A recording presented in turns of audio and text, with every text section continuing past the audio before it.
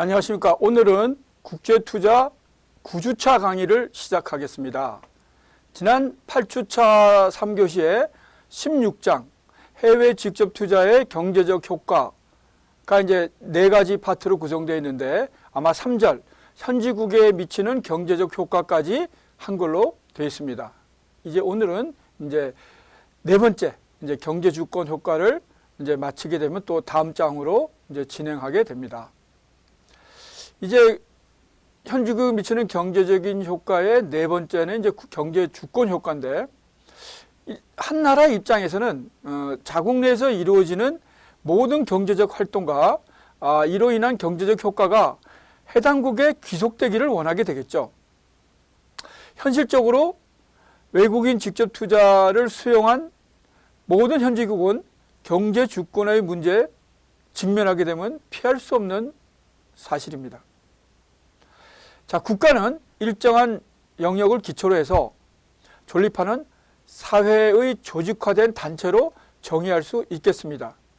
이는 이제 국제사회에서 독립된 하나의 기구로서 영내에서 이루어지는 모든 상황에 대한 최대의 권력을 행사할 수 있는 개념으로 이해할 수 있습니다.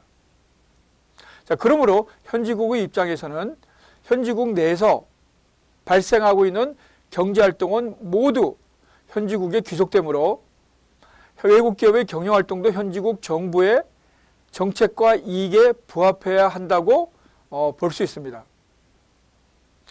외국 기업과 관련된 경제 부문에 있어서 현지국 정부가 경제 주권을 행사할 수 있기 위해서는 정책 결정의 자주성이 보장되고 자국에서 정한 정책을 효율적으로 집행할 수 있어야만 됩니다.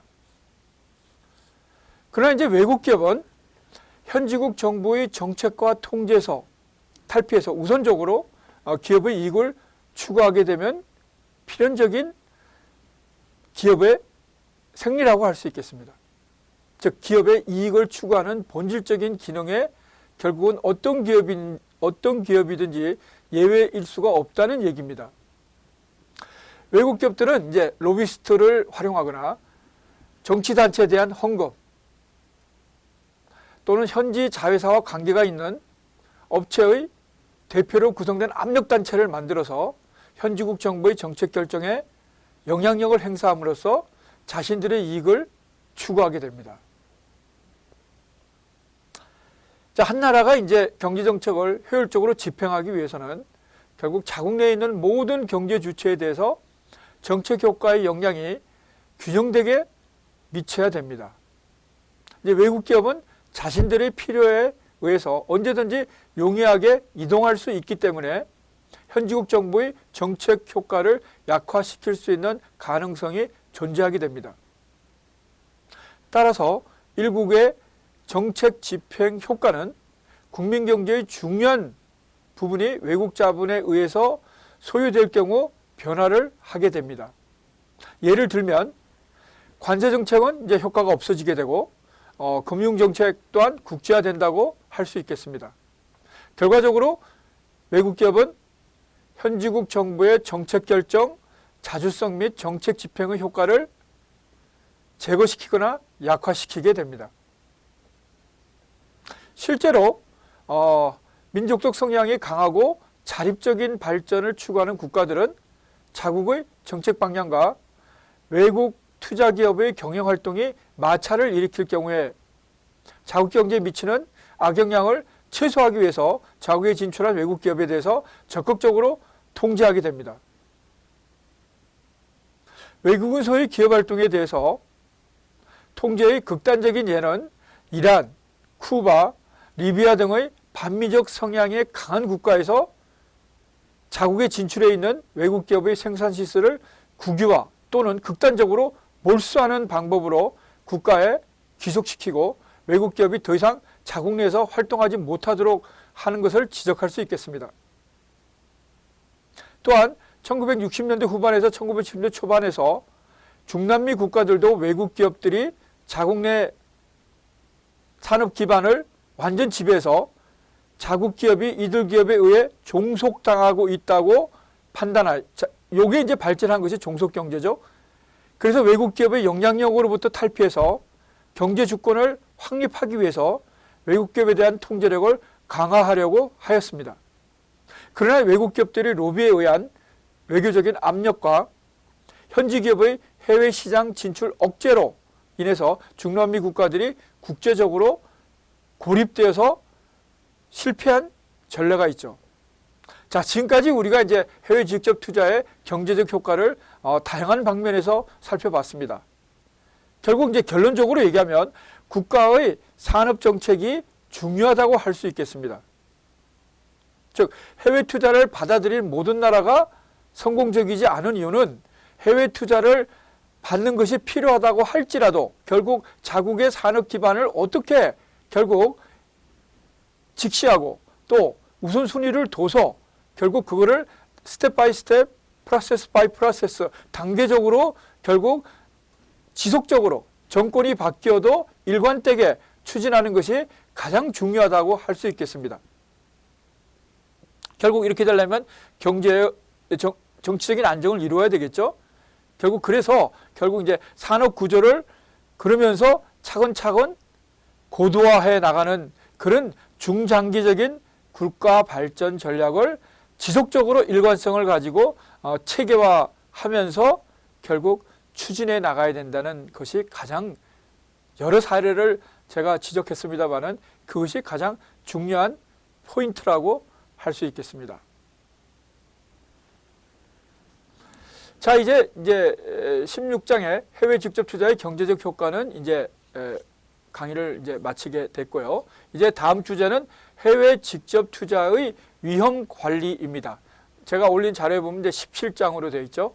17장은 크게 이제 4가지 부분으로 구성되어 있습니다.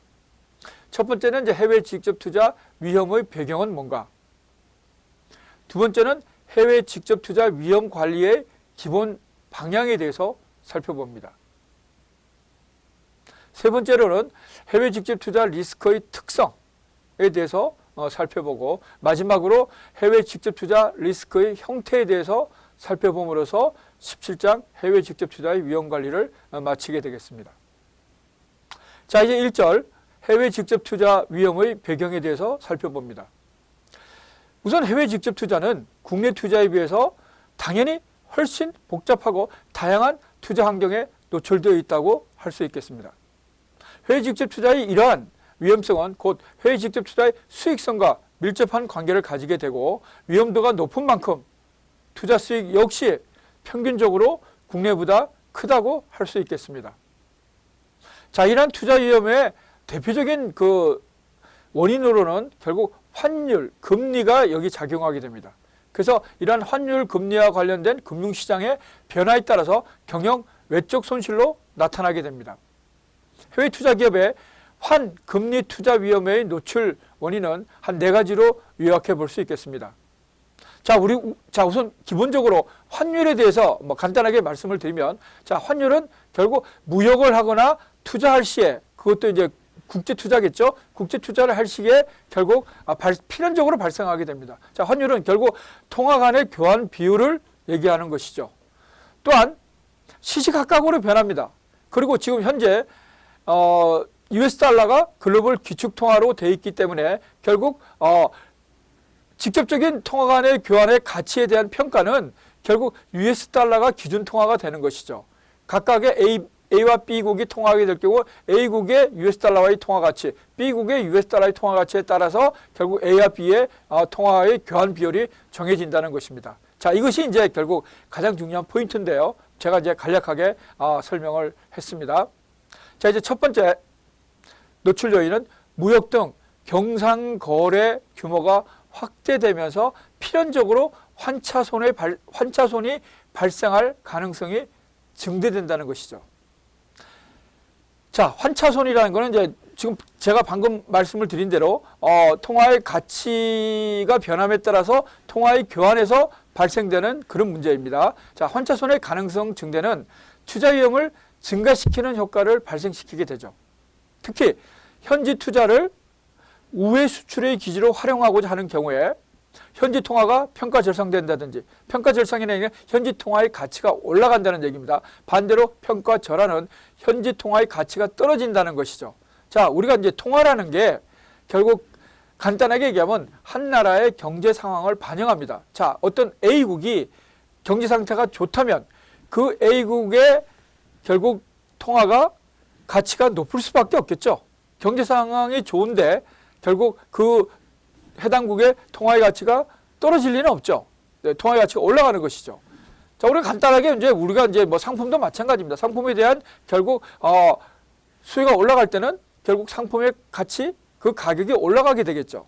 자, 그게 이제 마이크로한 측면이고, 자, 이제 매크로하게 보면은 결국 한 나라의 경제를 결국 교환하는 것이 통화인데 그 통화의 가치가 오르락내리락 한다는 것입니다. 그거는 그 경제 상황을 반영하는 것이죠. 거시적으로. 자, 이제 간략하게 설명을 했고, 자, 현지 통화의 평가절상 또는 투자하는 나라, 이걸 뭐 투자 본국이라고 하죠. 투자국 또는 뭐 투자 본국이라고 표현을 하는데요. 자, 투자 본국의 통화 또는 결제 통화. 여기 또 결제 통화가 있죠. 결제 통화를 또 뭐 자국 통화를 할 수도 있고 또는 글로벌 기축 통화인 US 달러로 할 수도 있습니다. 이거는 뭐 각각 투자하는 쪽이나 결국 무역하는 상대방에 의해서 서로가 합의하면 이제 가능한 것이죠. 자, 이런 약세는 결국 수출에 간접적인 장애 요인으로 작용하고, 그 반대의 경우에는, 자, 반대의 경우는 뭘까요? 현지 통화가 평가절하된다든가 또는 투자 본국의 통화가 강세를 보인다든가, 자, 이런 경우는 결국 현지로부터의 수입을 어렵게 만드는 그런 이제 요인이 되겠죠. 결국 한마디로 얘기하면 통화 가치가 변화하는 것이 결국은 뭐 수출과 수입에 다 직간접적으로 또는 뭐 너무나 이 과도하게 또는 과소하게, 뭐 그거는 이제 여러 가지 복합적인 상황이 있습니다. 뭐 예를 들면은 뭐 투자 본국의 경제적인 상황, 투자 대상국의 경제적인 상황, 그 다음에 뭐 마이크로하게 보면은 투자 상품의 가치, 뭐 이런 것들에 의해서 이제 영향을 받을 수가 있겠죠. 자, 그다음 두 번째 이제 위험 노출 요인으로서는 해외 투자가 전개됨에 따라서 국제 채권의 발행, 자, 이거는 이제 자금 조달 측면을 얘기하는 겁니다. 국제 채권의 발행 등을 통한 외화 차익 규모의 확대입니다. 자, 외환 차익 규모가 확대될 경우 환율은 물론, 이건 여기서 또 금리까지 이제 고려해야 되겠죠. 금리 위험에도 직면하게 됩니다. 그래서 결국 부채를 계상 통화가 현지 통화가 상회할 경우에는 금리는 물론 환율과의 복합적인 평가 손실을 입게 되겠죠. 따라서 재원 조달의 계획을 수립할 때는 차입 비율은 물론이거니와 차입 구조의 합리화와 부채 상환을 위한 효율적인 자금 운용이 무엇보다 필요하다고 하겠습니다. 뭐 간단하게 얘기하면 결국은 자본을 조달하는데 결국 국제 채권을 발행할 경우에는 환율뿐만 아니라 금리 변수까지도 작용한다, 그런 얘기입니다. 이제 세 번째로는 국제 투자 활동의 증가로 대체적으로 초기 투자가 예상외로 또 부족해서 재투자할 필요가 있다든가 또 다른 사업 기회를 발견해서 결국 투자하게 되는 이런 이제 재투자의 경우고, 또는 뭐 기타 관련 분야의 투자 확대를 통해서 다각화 다변화를 이루는 이런 경우입니다. 이 경우에는 투자 규모의 적절한 유지 및 관련 투자와의 보완 효과를 최대한 활용하되 투자 규모가 증가함에 따른 적절한 자금 운용 계획을 수립해서 투자 원리금을 상환하는 데 있어서 과도한 부담이 가지 않도록 잘 처리할 필요가 있겠습니다. 자, 이 네 번째는 증권 투자 등 단순히 회수된 투자 원리금의 재활용을 위한 현지 자본 거래를 확대하는 경우입니다. 단순한 현지에서의 소액 지분의 투자라고 할지라도 현지 통화의 약세가 지속될 경우에는 현지에서의 자본 수익을 초과하게 되므로 적절한 수준에서의 현지 자금 관리 및 자본 거래가 필요하게 됩니다. 자, 이러한 재반 자본 및 거래 활동 등의 투자 위험은 포괄적으로 내포되어 있기 때문에 결국은 위험 요소별로 적절한 대책을 마련해야 될 필요가 있겠습니다. 자, 이제 2절은 해외 투자 위험관리의 기본 방향입니다.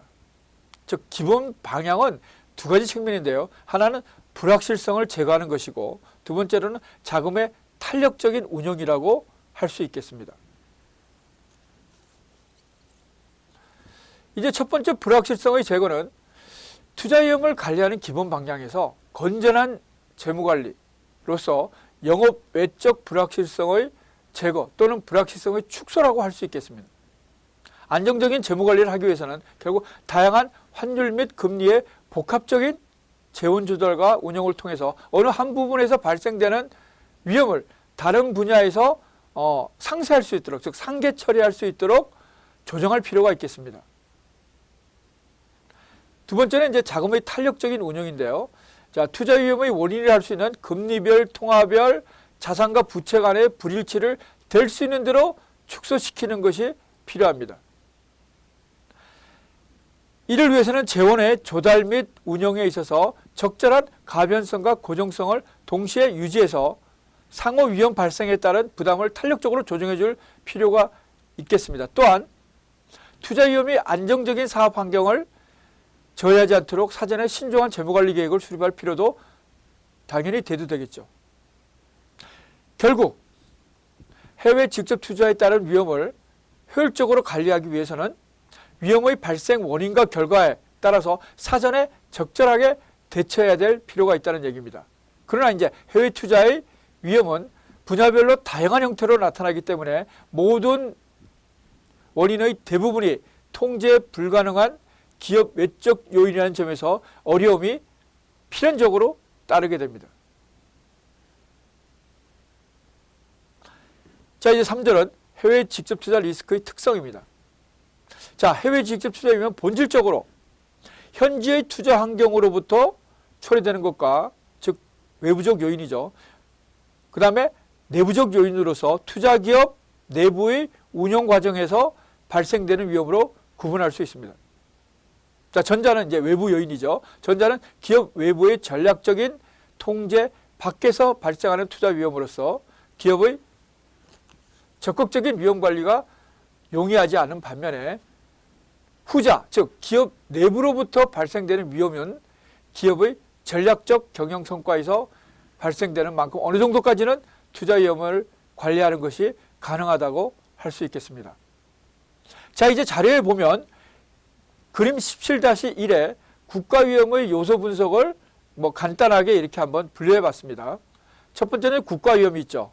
컨트리 리스크라고 하는데 국가 위험은 거시적 위험과 즉 매크로 리스크와 미시적 위험, 마이크로 리스크로 나눌 수 있고 거시적 위험은 다시 세 가지로 정치적 위험, 폴리티컬 리스크, 정책적 위험, 팔러시 리스크, 외환 위험, 포린 익스체인지 리스크로 나눌 수 있으며 외환 위험은 다시 세 가지로 분류하면 경제적 위험, 에코노믹 익스포저, 거래 위험, 트랜잭션 익스포저, 환가 위험, 트랜슬레이션 익스포저로 분류할 수 있습니다.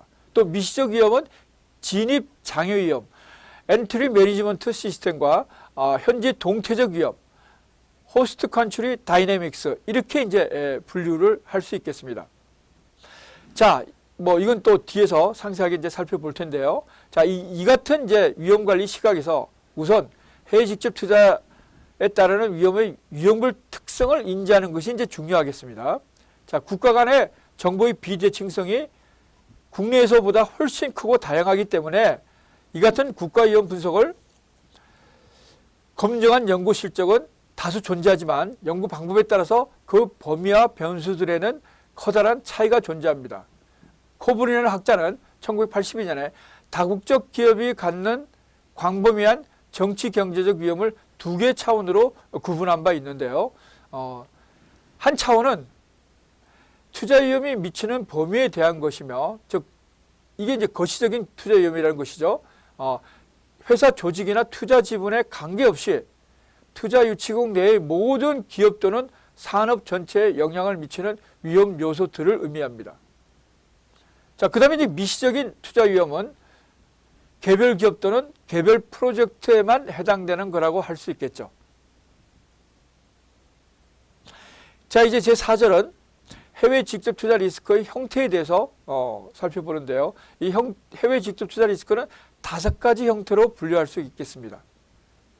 자, 이제 첫 번째, 우리가 이제 거기서 뭐 그림 17-1에서 본 것들을 보다 이제 상세하게 이제 살펴보는 시간인데요. 첫 번째는 이제 정치적 위험입니다.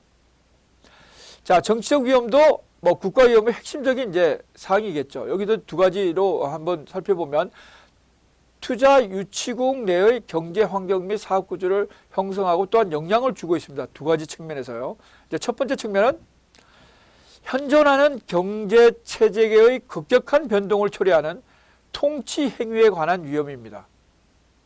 자, 이제 예를 들면 보다 쉽게 아마 이해할 수 있겠습니다.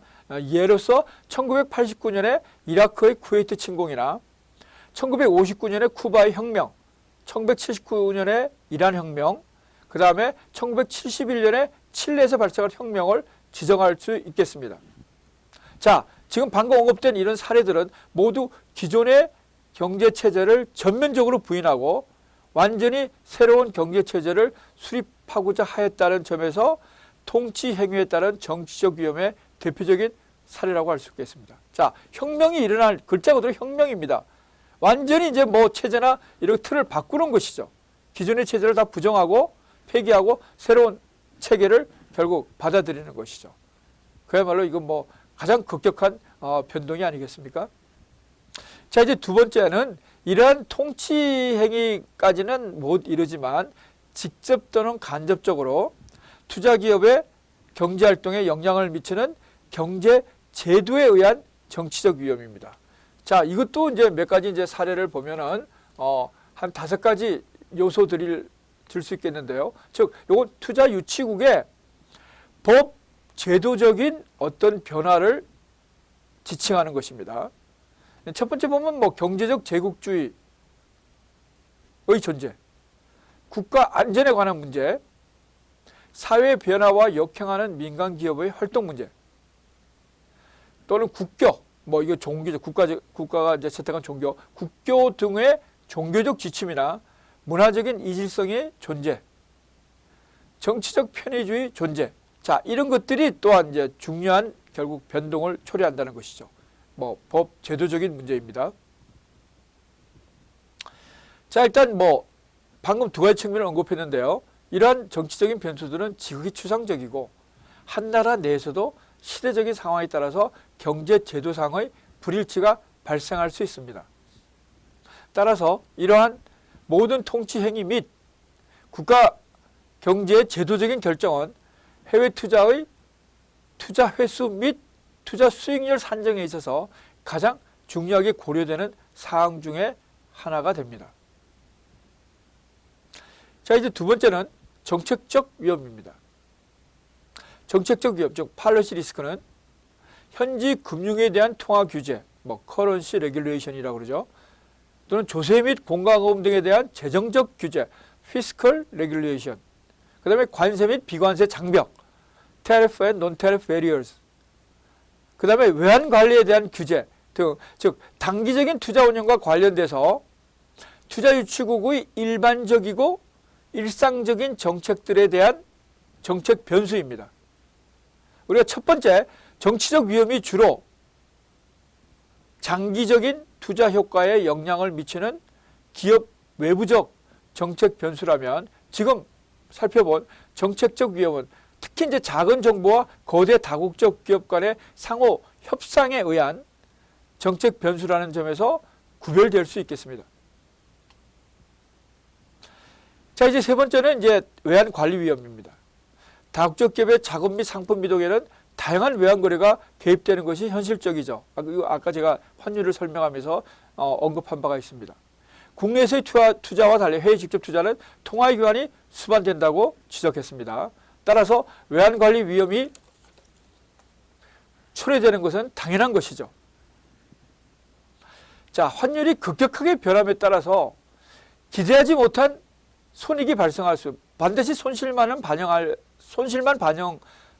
발생하는 것은 아닙니다. 이익도 이제 발생하게 되겠죠. 자, 그러나 손실이 발생하든 이익이 발생하든 결국 불확실한 겁니다. 이게 이제 결국 불확실한 것이 이제 문제가 된다는 것이죠. 이 불확실성이 기업으로 하여금 그 불확실성에 대한 대비를 하게 만드는 것이기 때문에 비용과 결국 시간적인 여러 가지 이제 투입 요소들이 증가하게 된다는 것이죠. 자, 이 같은 환율 변동에 따른 위험은 세 가지 형태를 띠게 됩니다. 자, 이건 이제 두 번째 시간에서 살펴보겠습니다.